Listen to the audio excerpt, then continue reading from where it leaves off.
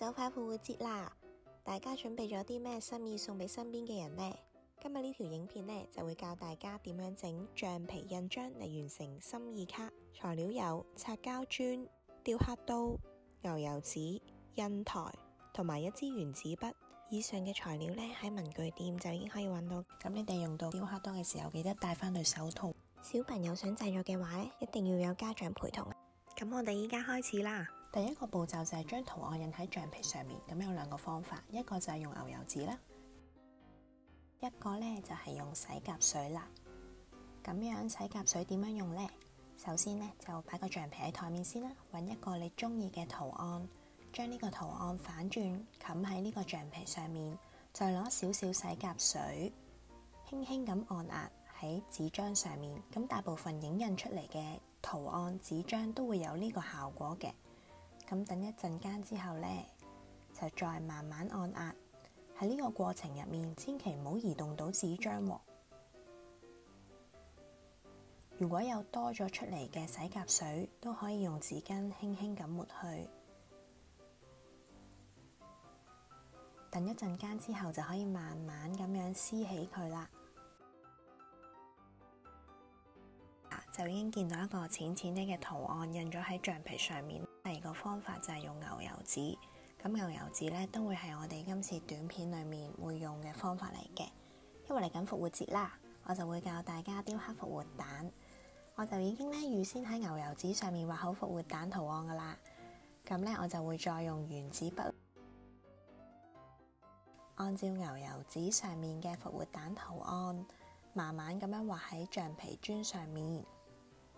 咁個圖案就會自自然然出返喺橡皮磚上面。之後呢，就可以用雕刻刀雕個圖案出嚟。如果屋企冇雕刻刀呢，可以用戒刀啦。記得戴翻手套喎。今次條影片呢，為咗俾大家清晰見到我嘅動作，所以呢，我就唔會戴手套嘅。不過呢，呢個橡皮磚呢，就比較大嚿啦，我呢，就會將佢切到啱啱好嘅大細，咁就比較方便就手啲嘅。如果大家冇橡皮磚，可以用比較厚身嘅普通橡皮嚟代替。不過用咩大細嘅橡皮就要視乎翻圖形嘅大小同埋複雜性而定。跟住落嚟呢，我哋會雕走白色嘅部分，保留藍色嘅部分。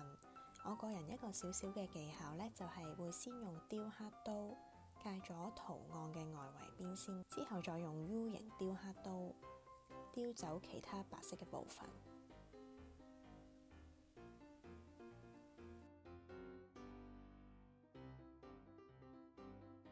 咁依家呢，就界咗個外圍邊啦，然之後我哋會用到 U 型雕刻刀啦，慢慢咁樣雕走白色嘅部分。咁記得呢，就唔好刮到落底啦，如果唔係呢，個橡皮印章呢就會斷開噶啦。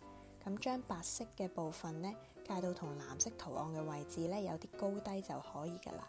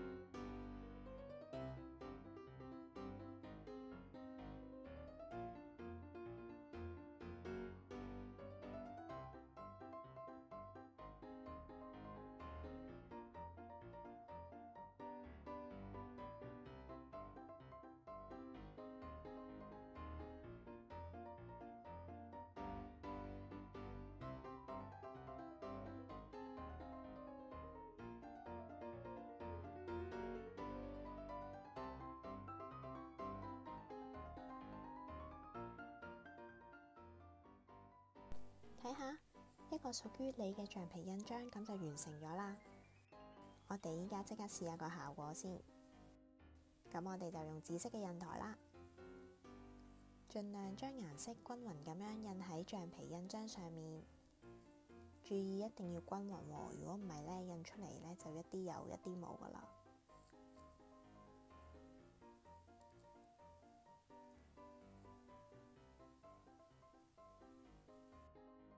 咁依家咧就輕輕按壓喺紙張上面，復活蛋咧咁就出現啦。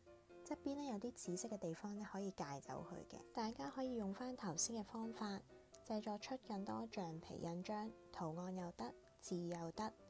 用唔同顏色嘅印台，將唔同款式嘅印章印喺紙張上面，咁就可以完成一幅簡單心意卡啦。